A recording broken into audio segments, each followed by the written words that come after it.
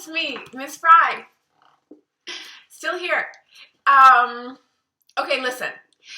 I'm limited to, the books that I can find here in quarantine. But I ran into Miss Allen, not literally, but social distance ran into, because she lives in this building. And I said, do you have any books for like fifth graders for read alouds? And she's like, I might. And I think she had you guys. Some of you, happy salamanders? Slimy salamanders? That doesn't sound like you. Happy salamanders? Let's go with happy. I could be totally wrong, but I know she had some of you.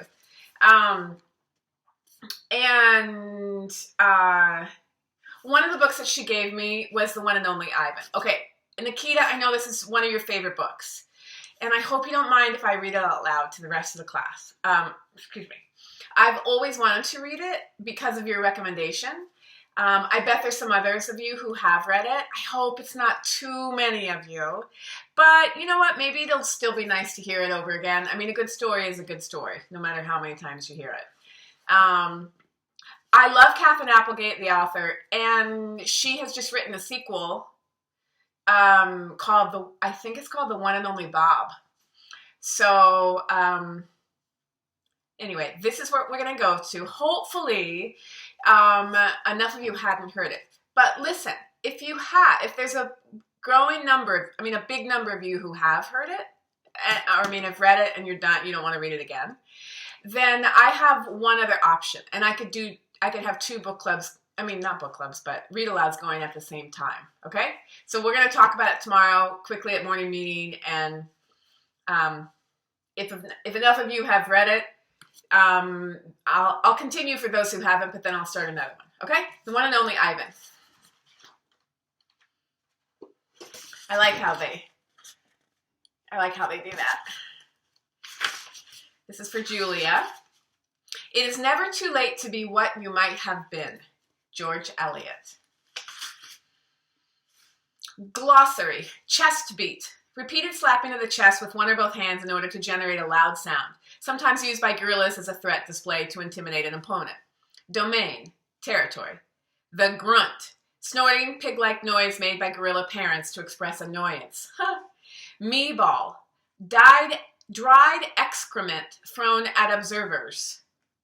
Dried bathroom waste. 9,855 days. Example. While gorillas in the wild typically gauge the passing of time based on seasons or food availability, Ivan has adopted a tally of days. 9,855 days is equal to 27 years. Not tag.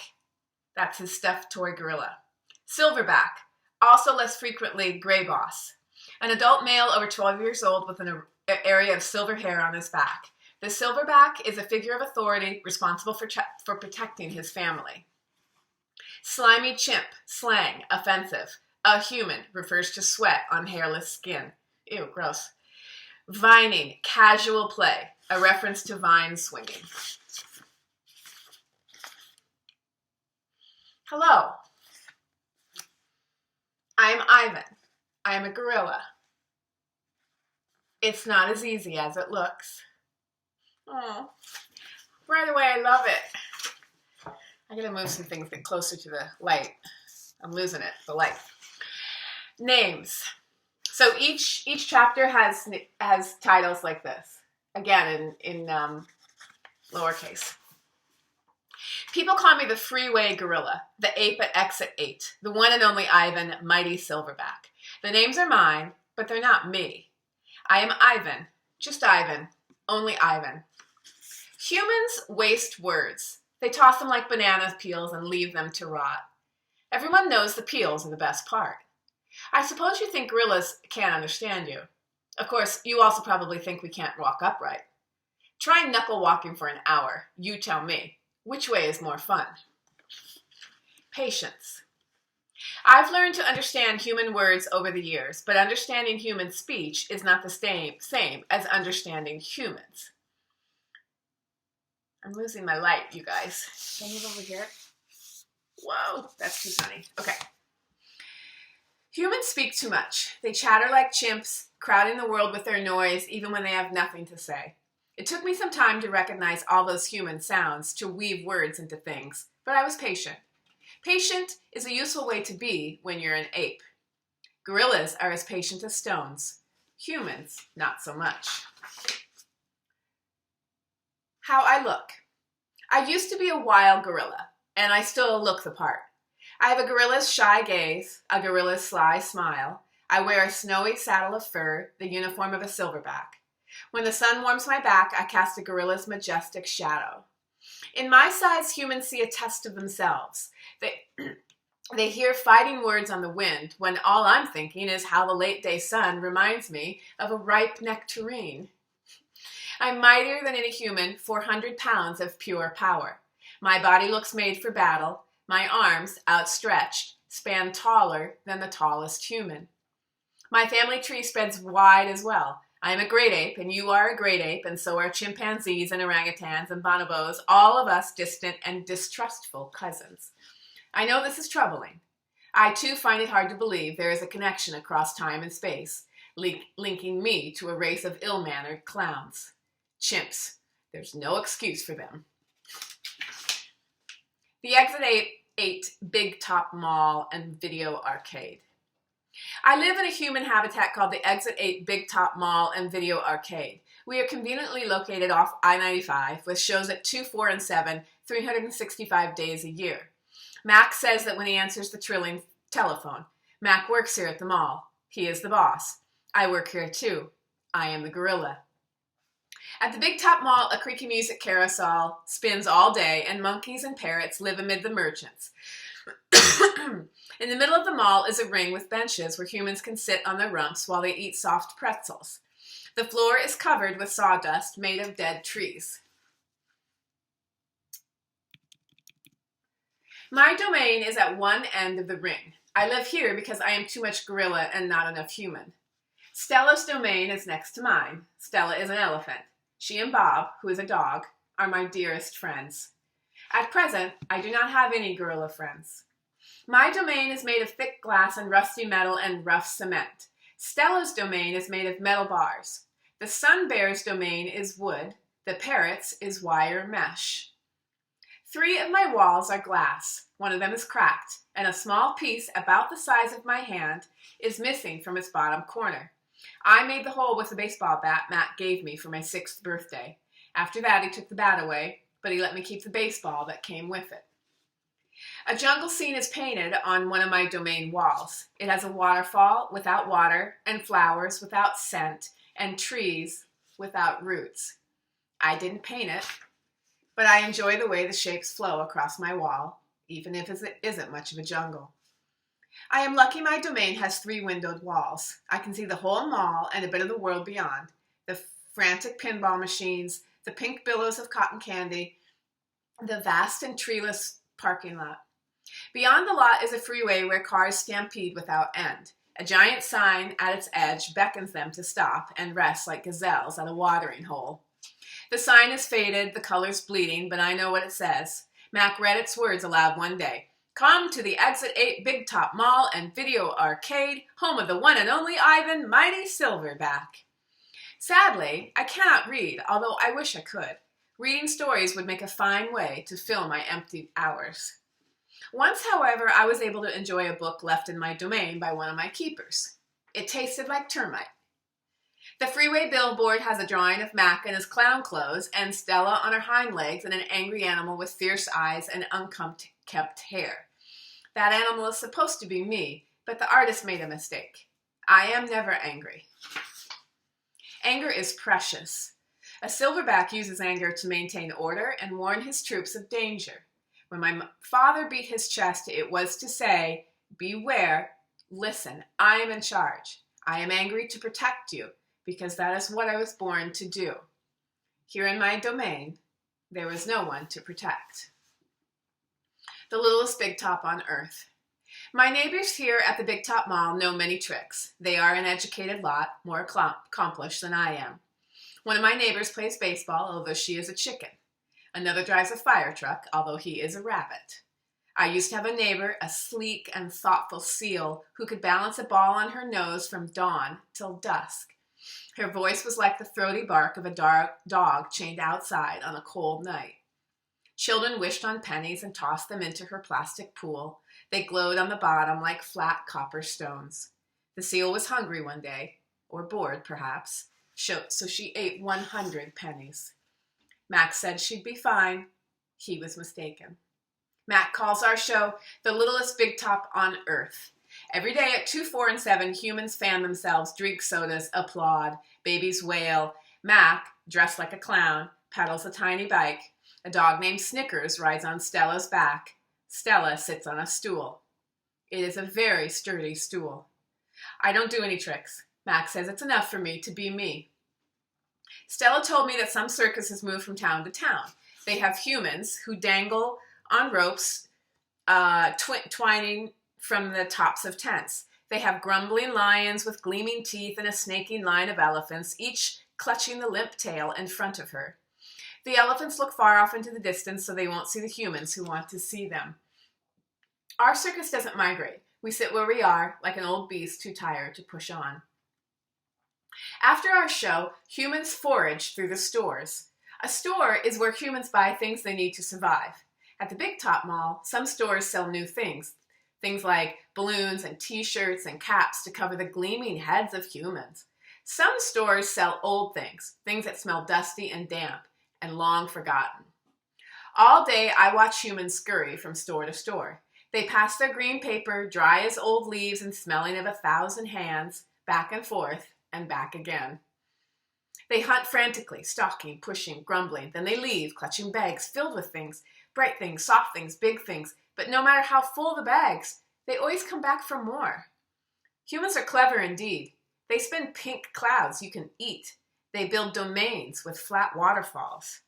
But they are lousy hunters. Gone. Some animals live privately unwatched, but that is not my life. My life is flashing lights and pointing fingers and uninvited visitors. Inches away, humans flatten their little hands against the wall of the glass that separates us. The glass says, you are this and we are that, and that is how it will always be. Humans leave their fingerprints behind, sticky with candy, slick with sweat. Each night a weary man comes to wipe them away. Sometimes I press my nose against the glass.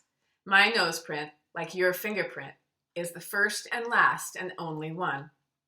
The man wipes the glass, and then I am gone. Artists. Here in my domain, I do not have much to do. You can only throw so many me-balls at humans before you get bored. A me-ball is made up by rolling up dung until it's the size of a small apple, then letting it dry. I always keep a few on hand. For some reason, my visitors never seem to carry any. In my domain, I have a tire swing, a baseball, a tiny plastic pool filled with dirty water, and even an old TV. I have a stuffed toy gorilla, too. Julia, the daughter of the weary man who cleans the mall each night, gave it to me. The gorilla has empty eyes and floppy limbs, but I sleep with it every night. I call it Not Tag. Tag was my twin sister's name. Julia is 10 years old. She has hair like black glass and a wide half-moon smile. She and I have a lot in common. We are both great apes, and we are both artists. It was Julia who gave me my first crayon, a stubby blue one slipped through the broken spot in my glass along with a folded piece of paper. I knew what to do with it. I'd watched Julia draw. When I dragged the crayon across the paper, it left a trail in its wake like a slithering blue snake. Julia's drawings are wild with color and movement. She draws things that aren't real, clouds that smile and cars that swim. She draws until her crayons break and her paper rips. Her pictures are like pieces of a dream. I can't draw dreamy pictures. I never remember my dreams, although I sometimes awaken with my fists clenched and my heart hammering. My drawings, we're learning a lot about him, right? In really subtle ways. My drawings seem pale and timid next to Julia's. She draws the ideas in her head.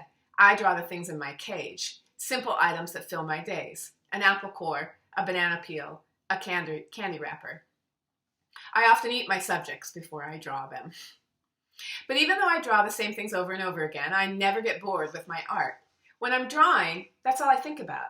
I don't think about where I am, about yesterday or tomorrow. I just move my crayons across the paper. Humans don't always seem to recognize what I've drawn. They squint, cock their heads, murmur. I'll draw a banana, a perfectly lovely banana, and they'll say, "It's a yellow airplane," or "It's a duck without wings." That's all right. I'm not drawing for them. I'm drawing for me. Max soon realized that people will pay for a picture made by a gorilla, even if they don't know what it is. Now I draw every day. My work sells for $20 a piece, $25 with frame, at the gift shop near my domain.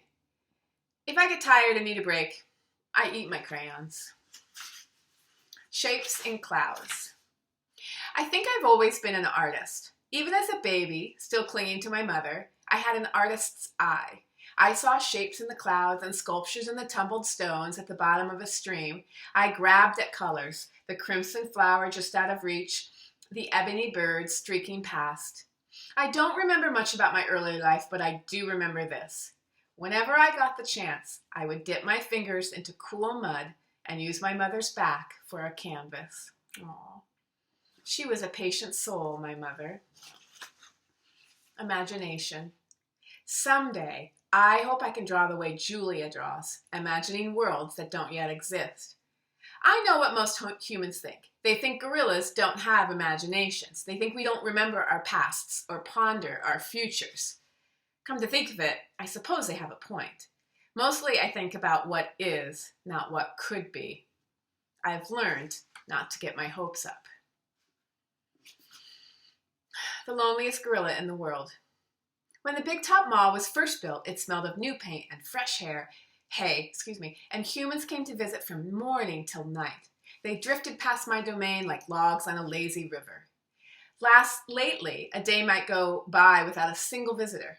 Max says he's worried. He says I'm not cute anymore. He says, "Ivan, you've lost your magic, old guy. You used to be a hit." It's true that some of my visitors don't linger the way they used to. They stare through the glass, they cluck their tongues, they frown while I watch my TV. "He looks lonely," they say. Not long ago, a little boy stood before my glass, tears streaming down his smooth red cheeks. "He must be the loneliest gorilla in the world," he said, clutching his mother's hand.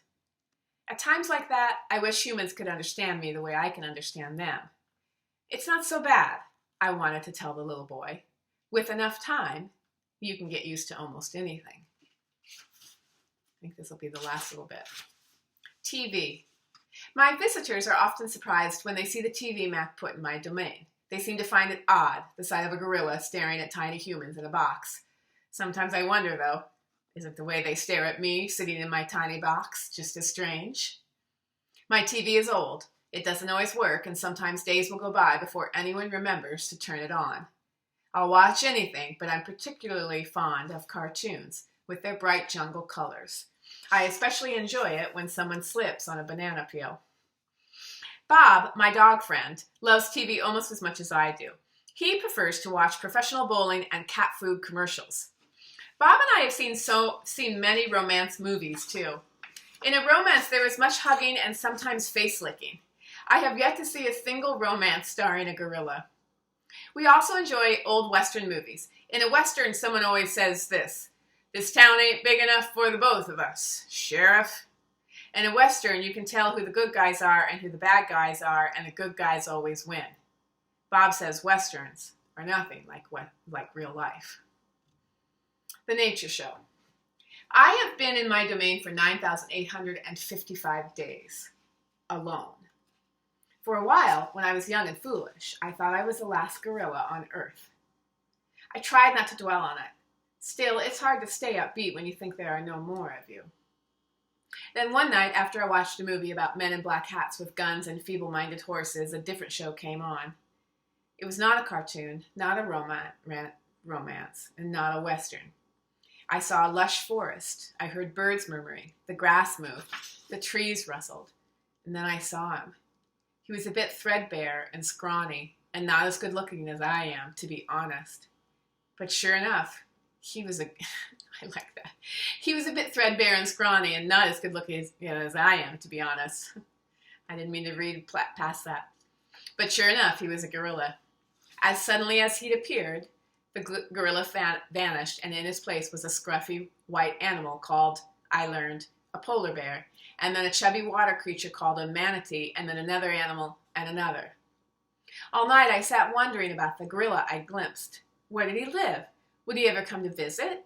If there was a he somewhere, could there be a she as well? Or was it just the two of us in all the world, trapped in our own separate boxes?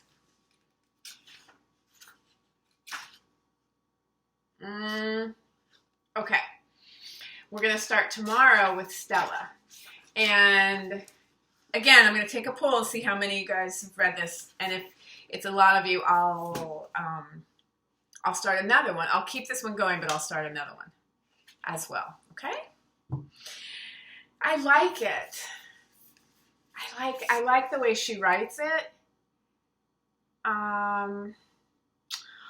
It's really sad and slightly humorous.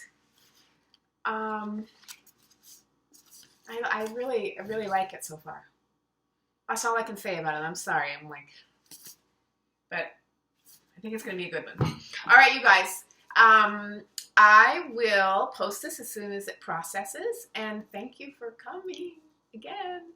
Sorry the light was all blah, blah, blah. This is later than I normally do it. Okay, you guys, I'll see you tomorrow.